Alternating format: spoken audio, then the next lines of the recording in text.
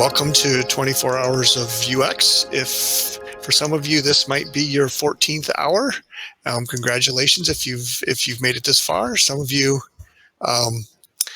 this may be your first time, so we'll just cover a little bit around 24 Hours of UX as this nonstop conference that we're bringing you, featuring different communities from around the world. So Ahmad's here to tell us a little bit about the Arabic world and user experience challenges there. So this is like the perfect kind of event the perfect kind of session that we like to feature during 24 Hours of UX.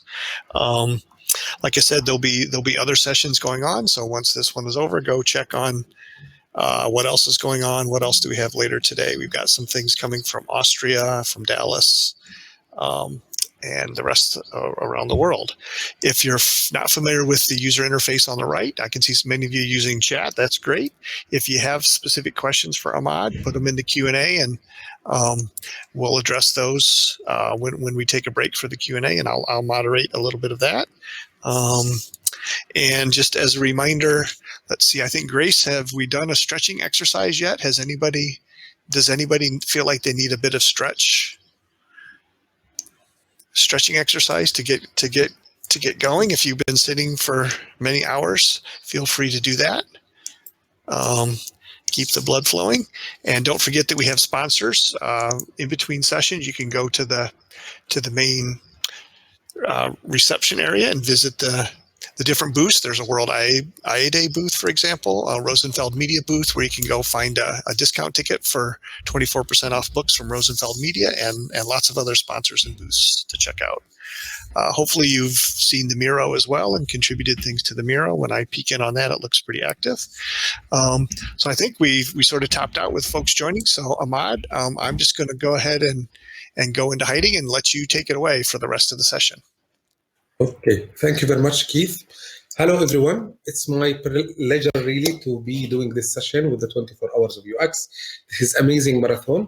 I am the 14th hour, so I'm number 14. And the nice thing that until now, we saw a lot of nice events through the day. So I hope this will be very important for everyone. So let's start. I'm showing the two screens just to make sure that everything is in place. So a small introduction about myself. My name is Ahmad Alhuwwari. I am originally from Jordan. I have around 20 years experience in the IT field in total, around 15 years, or almost now become 16 years in UX.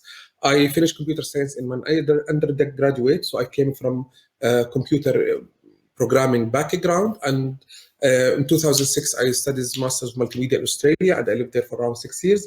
At that time, I introduced to UX, and since then I was working in the UX field. Now I am holding the position of the UX UI manager of Orange Jordan, and really through the years I learned a lot about challenges, localization, especially I worked through different countries through the world. Also, I'm working as a mentor with Career Foundry and doing a lot of training and sessions around the Arabic world. And just the last mention that this is session come with the co-organization with the Arabic UX community. It's an Arabic community for building awareness and making more content about Arabic in the UX world. So in the Arabic world about UX. So what we will talk today about. Sorry, yes, I think everyone's seeing my screen. The history of UX in the Arabic world. So it's very nice to let you know how the UX started in the Arabic world and where we have been and how it was evolving.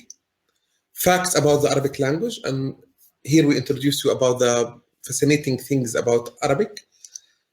The UX challenges and the major topic of this session.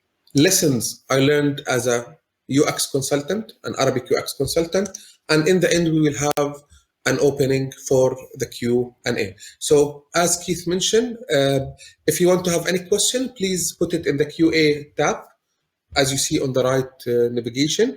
And if you have to say anything, not the question, you can mention it in the chat. All of you are more than welcome.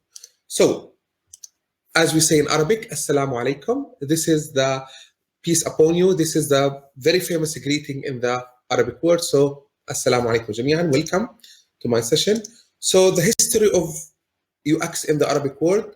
Before 2010, I put them in these 4 stages. Before the 2010, the word UX wasn't even there. A lot of people wasn't knowing what is UX. Okay, no jobs as a UX title. We was having around 1 to 2 agencies just about UX. So you can say before 2000, like almost like the rest of the world, but the world was more advanced. No one was care, or even no one even know the word UX. It's not that much common. All the jobs that we have was, web designer, graphic designer, and even the UI designer wasn't there yet. From 2010 to 2015, some companies start to think about UX. Dedicated agency, we start to have dedicated agency. Before 2010, a lot of people was, or a lot of agencies, there was digital agency or advertising agency, and they was doing the web designer process, the old school. A very few of them was knowing what is UX and almost just focusing on wireframing. After 2010, between 2010 to 2015, we have more dedicated agencies. So some agencies start to say and call themselves UX agencies. We have from 4 to 6 agencies at that time. From 2015 to 2020, more companies start think about UX. Okay, more jobs as a UX designer, more than 10 plus agencies. So there was, let us say, the launching, or let us say the kickstarting, the real kickstarting of the UX between 2000 to 2020, and mainly after 2018.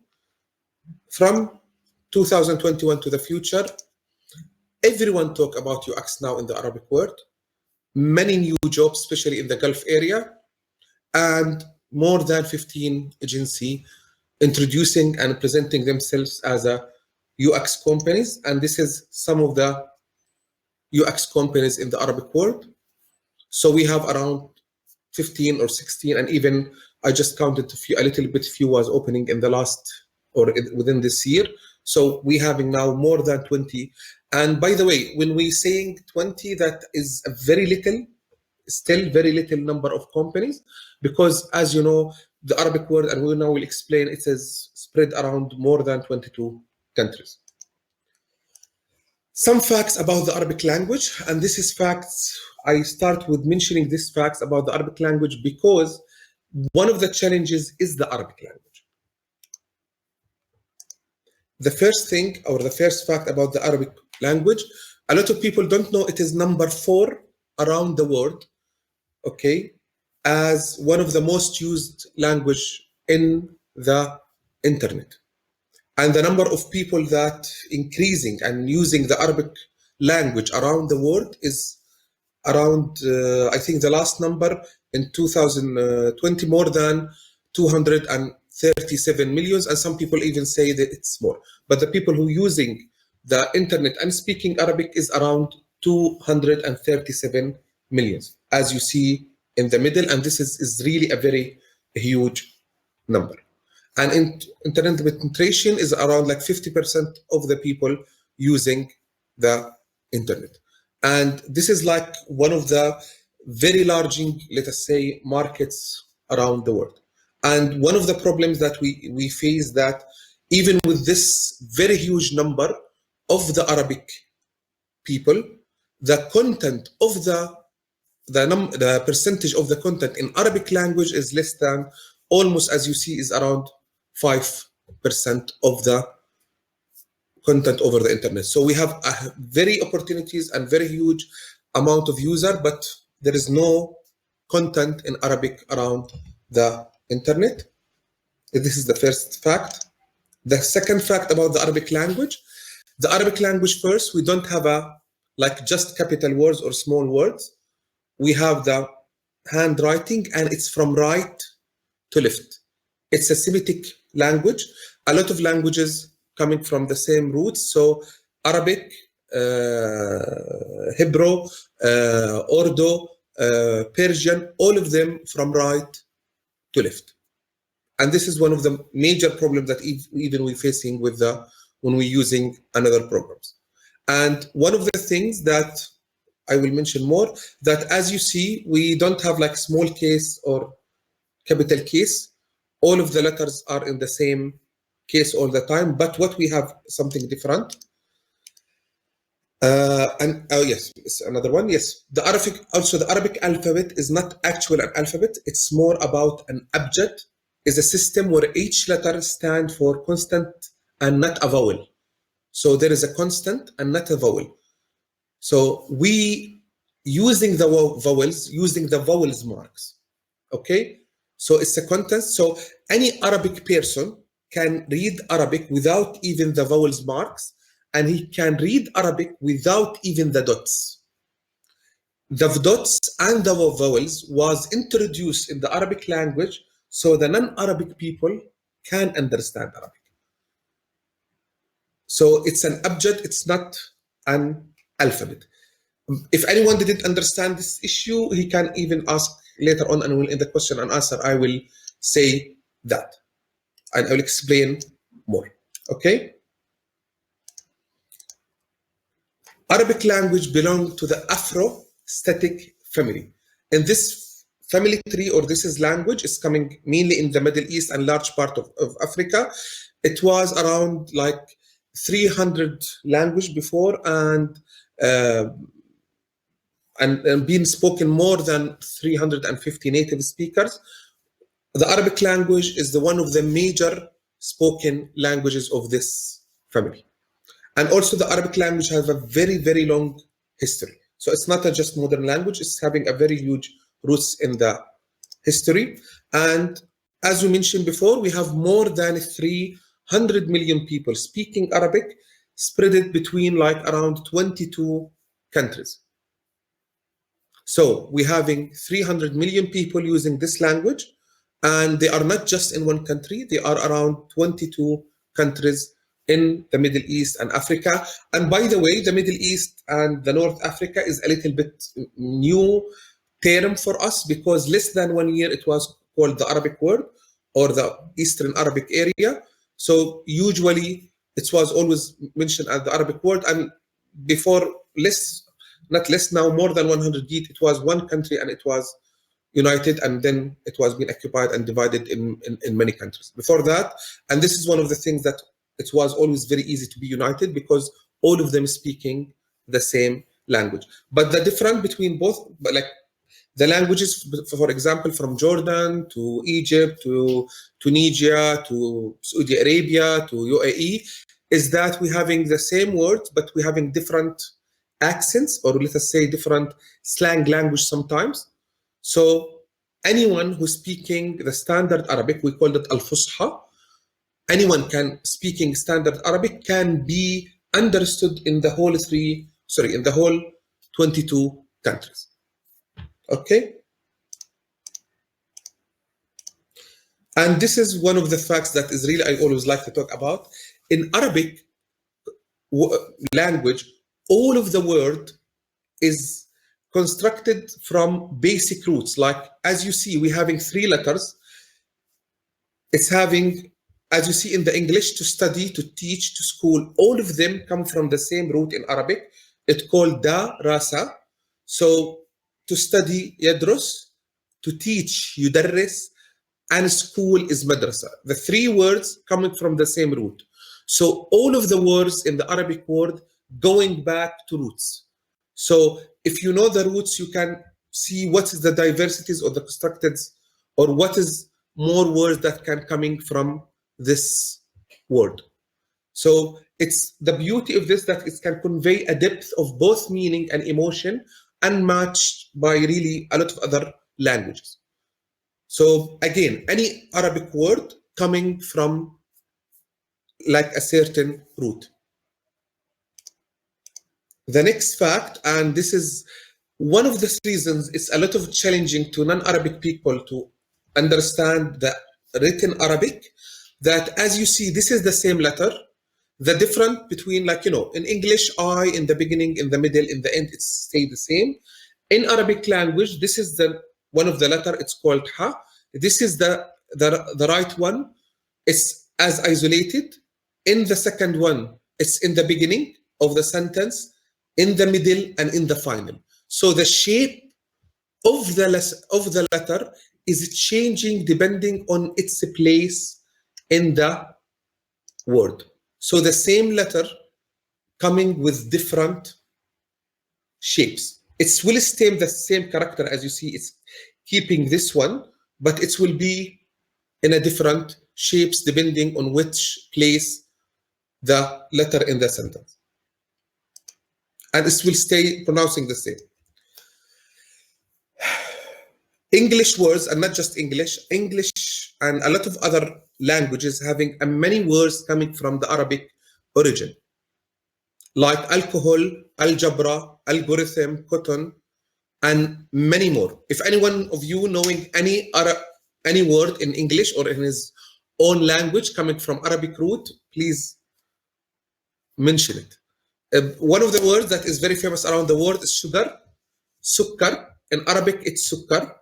In German, it's sakar. As you say, it's become sugar. So, as you see, we're having some example like barkook, it's apricot, al-oud, lut, babbaga, turjuman, algorithm, cotton.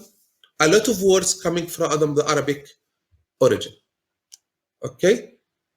So again, the nice thing that one of the nice things really I like that when a lot of people around the world, as I told you, I lived in Australia for a while and I lived in Germany for a while, and I was mixing with a lot of people. A lot of people was using some words and it's an Arabic origin, and I know this Arabic origin, and they was surprised that really coming from the Arabic language. And why is that? Because in the Middle Ages, the Arabic culture was having a very, very huge impact in the science, especially in the dark ages of the Western culture of Europe. And they was having a very amazing universities around the Arabic world, and a lot of people was coming to the Arabic world to study, and these people take these words back to their countries and they start to use it.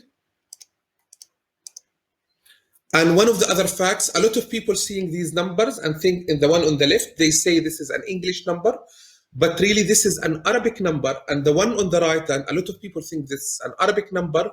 No, this is an Hindi numbers. So this is the Arabic numbers, and we have the Arabic shapes. It's the one on the left, and the one on the right is calling the Hindi shapes. It's not the Arabic shapes really, it's the Hindi shapes. Okay. And as I mentioned, Arabic language, at least it's having 1,500 years old. In the 6th century, a lot of places, as we mentioned in the Old Arabic, it's coming from something, if I explained Arabic, included Saphatic delicate. It's like Syro-Arabic desert. In the Syro-Arabic deserts, back, like it's coming from the Syro-Arabic deserts. So the roots coming before even the age of the Islam. The Arabic language was there before even. So it's more than 1,500 years old. And it's one of the oldest language that is still be spoken and having a huge number of people using it around the world. And as we said, Arabic is a Semitic language. So Assyrian, Aramic, Arabic, Ethiopic, and Hebrew, all of them coming from the same language. And even as we say, like Urdu, Pashto, Kurdish, Farsi, they're using the Arabic handwriting, okay, but they spell it in a different way. So as you see, all of us coming from the same bunch of family of languages. As we mentioned, some of the languages is written from right to left, and as we said, Hebrew, Urdu, Persian, all of them writing like us. And the Hebrew, for example, with different letters, Urdu, Pashto, Persian, and Kurdu, using the Arabic letters, but with different pronouncing. And one of the amazing things in the Arabic language, and it's making it a very nice language for poetry and novels and all these things, is about that you can like, or the same word in the Arabic having many, can be presenting in many words. So for example, love, we have 18 words of love, for love. Like you can say love in 18 words.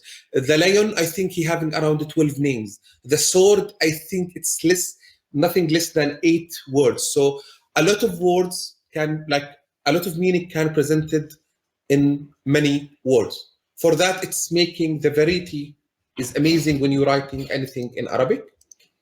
And I will show you now a very nice example of the Arabic word and how is the vowels changing the meaning. As you see, for a non-Arabic speaker, like the first 6 words is the same, as you see. Do you see the first 6 words? It's looking the same. But if you look to the translation under it, so the meaning of the sentence in the top, and I will say it in Arabic, whoever gives from the gifts of God shall be rewarded from the ever giving. So that meaning more shall be given to those who give from God's gifts. So in Arabic, how we say it, man, manna, min, mannin, munna, mina, al-mannan. I know it's hard. Man, manna, min, mannin, munna, mina, al-mannan. So it's not easy. I know how much it's not easy to read Arabic for the non-Arabic people, but as you see, the same 6 words, 5 of them, like there is a duplication, but this one, the third one, and the 6th one, but we have 5 different meanings for the same shape, as you see, the main root. So all of these, man, manna, min, mannin, munna, mina, al-mannan. So I know it's a little bit confusing. So this is one of the magic things about the Arabic language. Another nice example before we jump to the next topic. The first letter, as you see, the 3 letters or the 3 words, all of them having the same, vowels and the same root or the same main letters. But why they are different? It's depending on the context of use. So the situation where you use it, it's giving us a different name. So anna, the first one, whence, from where? Anna, the same pronouncing, it's meaning how. Anna, the same pronouncing, can also mean when. How you can tell what's the meaning? Depending on the place and the context of use. So for that, it's the language of poets, the Arabic language. We are very famous with poets. Okay? And this is word, tamakhara. Do you see what's the translation? To blow the waves, cut its way through water. This is the meaning of this word. So even this was one of the problem when I was saying about Arabic challenging even in translation. Sometimes one word can be translated in 6 letters in English, just to give the same meaning. So the meaning of this word is to blow the waves, cut its way through water. Tamakhara. Okay?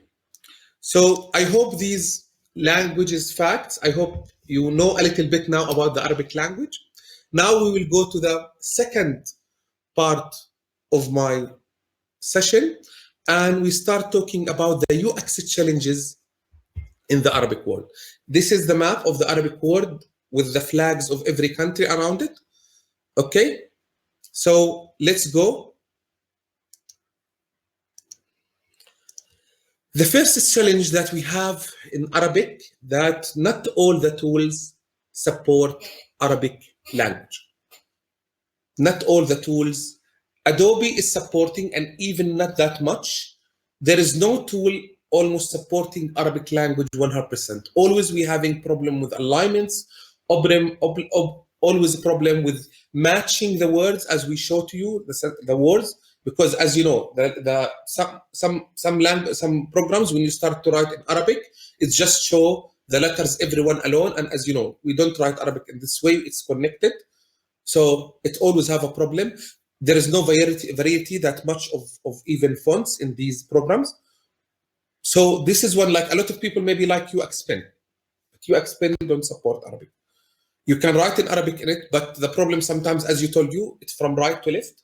So when we're putting a drop-down menu, you will find that the word starting from the right and the arrow coming from the right. So this is one of the challenges that we always have, that not all the tools supporting Arabic, and even the alignment always will be a challenge.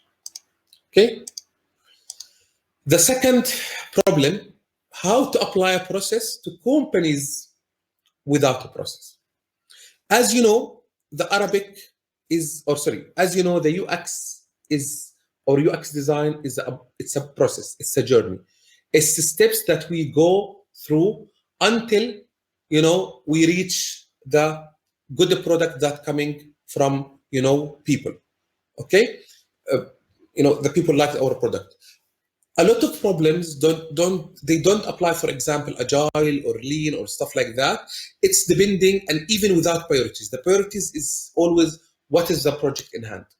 So they don't believe in a process. They just directly jump to the, as we say, like they want to implement the solution directly. They don't do research. They don't follow a process. They're working on something, and then another request coming, they stop working on that working with, and they jump to another one. A lot of big companies now is really working with a process, and a lot of them applying agile, lean, Kanban, and all of these software development systems. But the problem, especially for small and medium companies, they don't have a process. And the problem, you find it also in big companies. The majority, it's become rare these days to find a big company without a process, especially agile. But small companies and medium companies, they don't work with a process. They just work, like really just on priorities, on what's just coming at the moment. And in the end of the day, you accept process. You cannot just, they will tell you, give me a design, and then we will talk about what the user needs, or even they don't mention the user needs. So this is one of the really challenges that also we have. And even in the beginning, when I was going, and doing some consultation, I was in the beginning asking the wrong question. And what was the wrong question? I was asking the people, do you want to apply UX in your company? And do you like to do UX? And then I found I'm asking the wrong question. The right question to ask really is the first question you must ask any company. Do you have a process? Do you work on in a process? If not, don't even mention UX, because UX will not work with them. They must be on a process first, and then you can integrate it or implement UX with them. Okay? The next challenge, managers don't support UX. As you know, if you don't have support from high-level people, you cannot implement UX in your organization. This is really one of the major challenges that you always have. So a lot of managers don't know what UX is about, and they don't support UX, and they always think UX will take more time of their thing, and they will spend more money, and it's like a prestiging thing. So they always, don't support it. So if you don't have a higher level support in the company, you cannot implement UX. That. So this is one of the challenges that we always have. Okay. One of the other challenges that we have, lack of content about UX in Arabic. As we mentioned, we have 3 million speakers of UX around the world, and we have 237 millions, and even they growing the number of people using the internet, they speaking Arabic. The content is 5%, the whole content. As UX, you will not believe, we have around just 2 blogs or 3 blogs talking about UX in Arabic. And they, let us say, posting small content, maybe weekly, some of them monthly, and even I'm putting the name of Color Labs. This is meaning Color Labs, the name in Arabic that you see, the sentence. It was one of the famous blogs that stops, and really I missed that blog. They stopped before 2 years or 1 year, and they really was one of the leading, or not even one of the leading, they was the only blog that talking about UX. Later on, a couple of more of people, they having more blogs, but we still lack of content about UX in the Arabic world. Behind me, you can see like I have like, until now, we having 2 or 3 books just translated from English to Arabic about UX.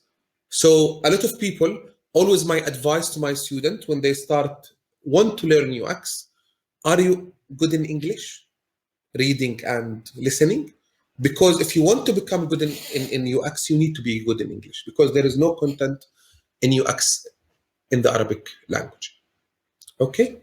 So this is really one of the major stoppers of increasing, because even when you start applying UX in your company, maybe I'll talk about that later, you cannot easily find people who are good in UX. And the very famous UX team of one. They need him to do UX, UI, UX research, business analysis sometime. No harm to give him some front end, and sometimes they even want him to make coffee. For sure, I'm joking about the last thing, but this is the truth. They need, even with big companies, they hire just one UX person, and they expecting from him doing research, UX, interaction design, and all these things, information architecture, and UI. And even really a lot of jobs asking for front-end skills, like, HTML, cascading style sheet, CSS, and all these things. So I know a lot of challenges is common even between the Word and the Arabic word, but really because even they, and one of the problem also that we face, it is more about good-looking UI. So UX is more about good-looking UI. So they will be asking about people who doing UX, but when you come to the company, you discover they want you, as I mentioned here now, you want him to do UI. So in many companies, still in the Arabic world, UX is good-looking UI. UX is good-looking UI. It's not about that he doing UX.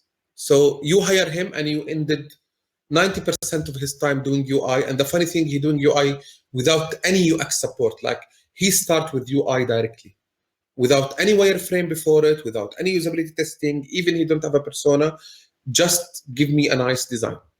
And if it's looking nice, that means it's having a good UX, even if the button is not there. Okay? And no official education in UX or limited HCI. What that means? We don't, as I mentioned, in universities, official education, we don't have specialization in HCI. For example, or even UX, we don't have masters in UX, we don't have PhD in UX in our universities. Even in undergraduate, a lot of the computer science, computer information system, the IT programs, not all of them having an HCI subject, human-computer interaction subject. So a lot of people, especially from the IT, from the engineering, even from graphic design, they graduate and they don't hear the UX until they hit the market. So if they didn't go to certifications, and for that we build the Arabic UX community in the first place. We build it and we establish it so we can help the people around the Arabic world and to educate them and building awareness for people and companies. Okay, so this is one of the major also blocks or challenges for Arabic world for the UX field. We don't have official education. And you can say, okay, there is some people doing certifications and all these things. That's right. But one of the challenges that we have, that if it was an official education, it will spread more for sure, because the people always like, to have official education, a degree. The concept of education, of university education, is more important in the Arabic world than the Western. Not all the people go to university, just the people who like to study going to university in a lot of Western countries. In Arabic world, everyone must go to university because it's the only way so he can bring in money. Because he learn, he get a profession so he can, earn money and paying for his life. Okay? So, which I finished with the challenges. I will move now to the lessons I learned as a UX consultant, or sometimes I remove the title as an Arabic consultant or a multicultural UX consultant. So what's the lesson that I learned through the years? And after that, I will open the questions. So we will have around 15 minutes for the question list plus. Okay. So as you see, and the famous, saying from Nielsen Group, user experience encompasses all aspects of the end user interaction with the company, its services, and its product. So UX is not, as we know, it's not just one step in the way. It's a journey. It's a process. It's a whole even life, I believe, for any product to become in a good UX in the end of the day, UX design. So the first lesson I learned that localization in UX way beyond translation. A lot of people still thinking around the world, or thinking that, you just having changing the, the interface and, translating, the content and done. You have multi-language website. This is totally, very sorry to say, that stupid idea. Localization is really way beyond text translation. Mental model. You must understand the people. You must know a lot of things even about the language, because sometimes when you're using Google Translator, you're translating to a very funny sentence. And we always have this thing in Arabic. When they translate some English things to Arabic or Arabic to English as a fixed translation, it's always having a very bad examples. So always localization is beyond translation. This is one thing. Okay. The other lesson, you cannot copy UX. You cannot copy UX. What that means? A lot of people saying or seeing, a product or a website or an idea is working, say, in America, or even, working in Jordan. That don't mean if we take it and put it in Egypt, it will work.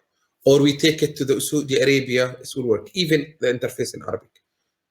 Even I take the whole process.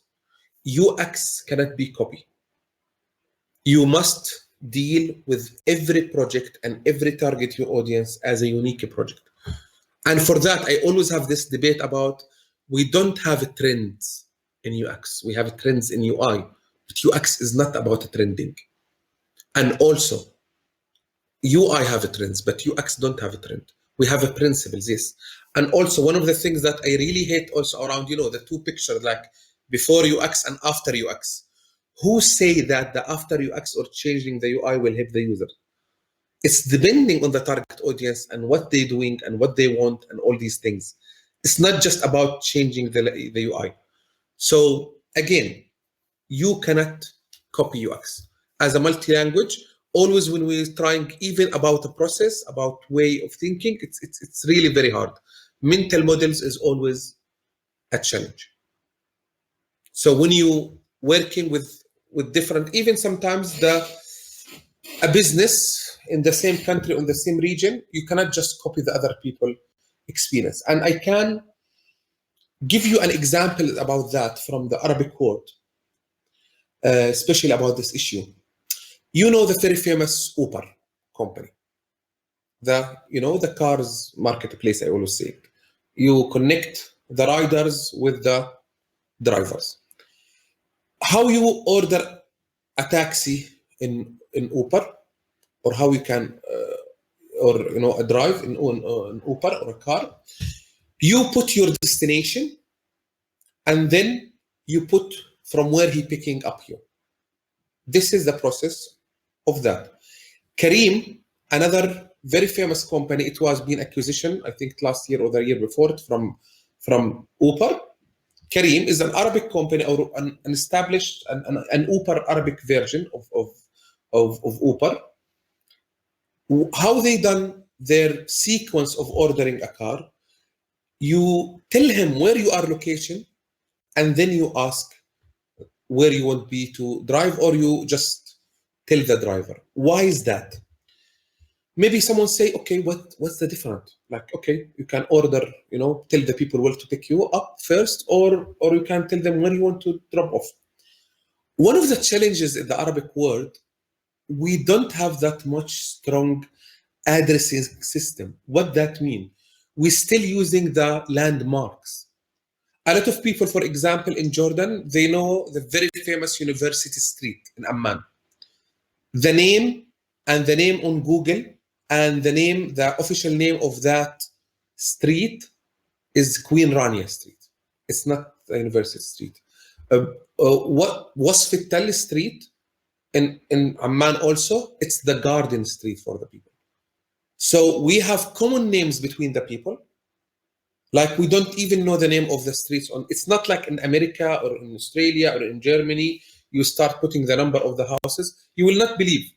Just for a few years, they start numbering all the houses in Jordan. In Amman, just from 10 years. I was having numbers of the houses in Australia for more than that. So the addressing system is a problem. So it's not easy to tell Uber where you'll be landing, because you sometimes will not use addresses, you will use a landmark. So it was the right experience to pinpoint where you are located. So the driver come to pick you up, and you tell him where you want to go. Do you see how it is the same riding concept, but because there is something different about the country, because they copy. So a lot of people was always, when I was opening Uber, they was skipping put the destination, because he don't know exactly what that destination. If I give him a name, he will not find it in the Google directory, because the name of the street that we know is different than the name on the Google. So this is a very nice example about you cannot copy UX. Believe in the process. One of the things that I always telling the people, believe in the process. What that mean? The process is flexible, but it didn't written in stone. What that mean? The nice thing with the UX process, it's about the concept, and about, for example, we can skip, or not exactly skip the research, or we can put some assumptions if we have some long experience, or we have previous studies, or we have some stuff to support us in doing that. Always stick to the process, but have a process. Always I have this question for people when I'm doing interviews. I'm working as a manager now, so I'm hiring a lot of people. I'm always asking them, what do you think the most important step in the UX process? For me, I always answer it's usability testing. Why? Because it's the defense line against our assumptions. If we skip usability testing, it's not UX anymore. We can do the most amazing research in the world, come with the personas, come with the sitemap, come with everything in the process, and doing our prototype. But if we didn't test it, we are risking that we're taking our assumption and try it with real users. And this is a very, very dangerous thing, really. So again, process is one of the most important things that you always must believe in UX. Okay? Local researcher is a must. What that mean? In a lot of places, research is not just about writing some question and do interviews and just also make some survey question and just throw them in the market. You need a local person, so at least he understands the mindset of his culture also. So always a challenge. I prefer, from my experience, if I'm working in Jordan, and I want to do a project and the target audience is in Saudi Arabia, I will hire a local researcher in Saudi Arabia. Okay, I can maestro and can organize the research activities and even coming with the question, but I need him to do that research. Why is that? We have this thing. I learned that through the hard way. One of in Jordan, in Orange, Jordan, as the UX team, we have some outsources from other countries, and we have a senior UX researcher with us. And he really one of the brilliant people I ever worked with. Okay, he is Lebanese. Now that means he is coming from Lebanon. When he start working in Jordan, a lot of even local terms he cannot understand them, and even we will try to explain him a lot of things in culture. It took him around 1 year until he became more familiar with our culture. But also, it's not like the same if he was a Jordanian. Again, he having an amazing experience in UX research, even he doing a PhD in localization, but it was a real challenge even to talk with people, understand even, some Bedouin places, some, not the major cities, because, in the end of the day, we are, designing for the whole country. So we need to pick different segmentation. So it was a challenge even to him about some words, about some context of use of some words. So this is something that's very important. A local terms and a local things, it's always can affect the culture. And for that, local researcher is a must. Okay. One of the things also, sorry, sir, yes. Be careful with units of measurement, currency, dates, format, phone number, text fields. As you see, repeat password, this is in English, but repeat password in German. Life is too short to learn German. I worked for 1 year in Germany, so I know how much the German language is also hard. So again, this is something, and the difference between kilo, centimeters, all these things, you must be careful about that.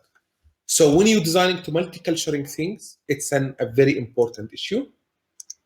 Okay. And start wireframing in local language. And this is, we learn it the hard way. We learn it also the hard way. Because the tools was in English, so we prefer was to start in English. And then when we start doing usability testing, okay, the people prefer to see the language in their, local language. So in the next project, we start the wireframe always in Arabic, not in English, because it's better always to show the Arabic interface to Arabic people and having a feedback. Always the majority of people going and visiting the Arabic website, not the English interface. So always start your wireframing in the local language. So when you're testing, start testing with local people. And the last thing I learned through being a multicultural or Arabic consultant, educate your client about UX, especially if you are working for agency. And if you are working in company, I will change educate your client to educate your stakeholders. Educate your stakeholders about UX. It's really something crucial and very important. You must be on the same page always, even with the terms, even with everything. They must know what is UX about. Again, it's not a good looking UI or a nice looking UI. So this is always a challenge to tell them what is really there. Okay. So I hope that everyone enjoy. So any questions? We can jump to see the questions. Hi, Keith. Hi, yeah, great, Ahmad. Thanks for taking us through that. Lots of good chat while you were talking. So there's some things in there.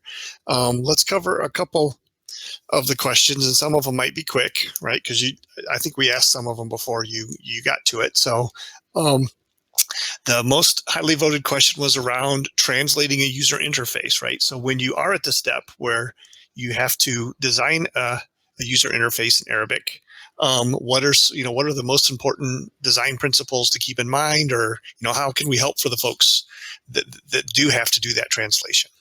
Okay, what's the question again? Which one? It was one of the most cited. What are some important things to keep in mind early on when designing a UI that will be eventually translated to Arabic? Okay, the size of the words, the flow of the visual hierarchy. This is a very important program because, as you know, we have the F, very famous, pattern of scanning, and the Z one, and it's flipped in Arabic. Right. So this is one of the problems. I can tell, even we learned also this, we have an Arabic comics community also on the side. I'm a comics fan. And the funny thing that when we was translating Arabic, you need also to flip all of the places of the, of even the, the boxes. So even the picture, instead of the person who, shaking your hand in right, it's become on left because you flip it. So you almost must think about the length of the words and the visual hierarchy. Right, which gets to like when you're thinking of the design system, right? Being able to not hard code that left to rightness in the design system. Okay, sorry, what's the second question? I'm just looking for the upwards.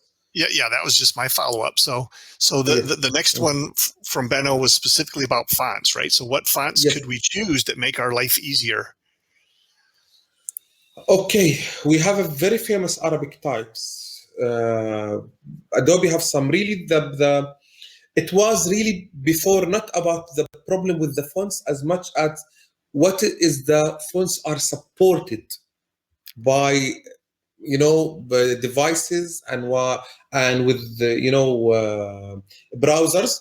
And for that, in the old ages, I came from the late 90s and the first of 2000, Flash was amazing tool to design because the shape of the file or the font, it can be embedded, so it can on the user's devices, it's the same that you design it. But on HTML, it was different. So now if you go to Google and go to web font and choose Arabic, you will find a lot of nice things, really. Okay. Catherine, I think after that, yes. Yeah, so how does a team work together on wireframes when somebody doesn't know Arabic, right? So I think there's several questions on how do we if we're not native Arabic, how can we make it still turn out better, and especially when we collaborate? Okay, this is always a problem. In this case, sometimes we design it in English, but no, we cannot, he can help us, about layout and information architecture as a place of component, about font selection, all these things, and even about the meaning of the words, you always will be lost. And he will lose sometimes connect with the design because of the translation. You cannot if he done a direct translation, it will be always a problem. Like now I'm not, for example, understand Chinese. I cannot feel a Chinese design at the end of the day. Imagine that you see a Chinese interface and you don't speak Chinese at all. In your mindset, you will just seeing blocks. So it's not easy. We have French people in our teams because we are working with Orange. Our mother company is Orange and they are French. We always use English interfaces to show them. Even when we are dealing with our CEO and he is French, we show him the English, the Arabic, he just see it as the look and favor, but he cannot comment on that. He comment always on the English version. Right. So yes. It's not easy. It's not easy at all. Okay. Yeah, I think that's a whole, maybe a whole conference or a whole book just on that, right? So cool. I think that the next one was related again. So for people that don't understand Arabic, are there a couple of just quick tips to just make it turn out better for when we do have to localize for Arabic? And again, for things like demanding to have a local researcher would be one thing that you specifically mentioned. Yes, and also understanding really the meaning of the words and the context of use of them. A lot of words will be tricky, and it's become like a funny interface. And this has happened with us. They was helping us, people coming from Cape Gemini, and they was helping us building a design system in Orange, Jordan. And the designer, he was French, and he gave us an Arabic example. He done some translation, and he translate Orange as a company to Orange the fruit. Right. So orange initial package, it's become, in Arabic, we call it al-Portuqala, so it's become fruit initial package. So it was like, oh my God, we was laughing over the floor of okay, he destroyed the name of the company. Right. Right. We become Yes. a juice company. Right. Yes. So yeah, there's so many meanings and words, right? So yeah. So Yes, really investing the time to understand, not just translating the word, but understanding what the word stands for. Because often, right, you don't do a direct translation. You come up with a whole new set of words, but that have the same meaning. totally. Yes. Okay. Good. Okay. So the next one is someone who's a team of one. So again, this is a general question, but if you're a team of one, how do you how do you have time to do everything? And if everybody's yelling at you to make it pretty, then how do you still make it pretty and make it good? Priorities. And also, I advise everyone to read the famous book from Rosenfield, The Team UX of One. It's very good. It's always about priorities. You must, and also communicate with your manager about, look, I can do this or this or this or priorities, and what is the most important? Where do you want me to go? And also, this is just leading to another question. I always advise my students and my mentees, if you are a junior, don't go to work in a startup. If you are the only UX there, because in the end of the day, you need to learn from someone. If you are still a junior, no one to learn from. You just learn by yourself, and this is always a challenge. Okay. By the way, I just put my LinkedIn account if anyone want to follow in and all these things. Yes. What's the next question?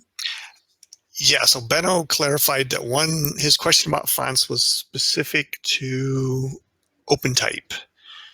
Are there Okay. OpenType features? Okay. Maybe half of the knowledge I don't know exactly in this topic. Okay. Yes. I can search for you more, but I don't really know that. Okay. Okay. And I think the last question maybe. Yes. So how about some deceptive patterns? Are there some deceptive patterns that companies or organizations are using in the Arabic world that might be different than other parts of the world? Or are they just as evil as everybody else? Okay. Yes. Okay. I will now bring the title of the book, UX Team of One. The idea here it is you will be surprised that because it's not that much advanced UX, so we are still in the basics. So it's the answer of your Usman. It's about your question. Really, it's about that the level of UX maturity in the Arabic world is still at the beginning. So we still a little bit, sorry to say that, and maybe it's disturbing some people, but I really believe we still a little bit behind before on the level of, let us say, persuasive and all these things, and going dark patterns that evil design, as we say in Western life. So they still in the we're fighting to have personas, so they don't talk about bigger things. Got it. Okay, good. And then we mentioned the UX Team of One by Rosenfeld Media. If you go to the link. Right. If you go to the Rosenfeld Media booth here, you can get a 24% discount code on buying the book, or you could also leave your email address and win a chance to get a free copy of that ebook. So if you're interested in that book, make sure you visit the Rosenfeld Media booth while you're here on AirMeet. Cool. We're at the top of the hour, Ahmed, so I think we should wrap up. I think that's all of our questions. Yes, no worries. In the chat, I put the link for the book directly if anyone wanted. Okay. Again, thank you very much for this opportunity, and I'm very thankful that I'm part of the 24 of UX marathon. I always say, my experience really, I'm really always say that I was lucky that I born in the Arabic world, and then I traveled between different countries, and that really enlightened me. One of the most rich experience was in Australia, because Australia is a multicultural country, an immigration country, so you will find people from all around the world in Australia. Really dealing with multicultures and dealing with multi-languages is a very important practice for any UX people to do, because it's always show them the real meaning of different mental model. You understand really how much UX is attached to cultural issues. So it's really very important. I believe that at least you have one international project in your life as a UX designer. It's really very insightful, and even it's make you a better person, because you understand under the different color, skin, religion, race, anything, under that we are all humans. All of us are humans. So I always believe that we can be better humans if we really listen to each other and empathy with each other. Great. And with that, I think we'll wrap up this session. Thank you, Ahmad. Coming up, this was hour 14, coming up on hour 15.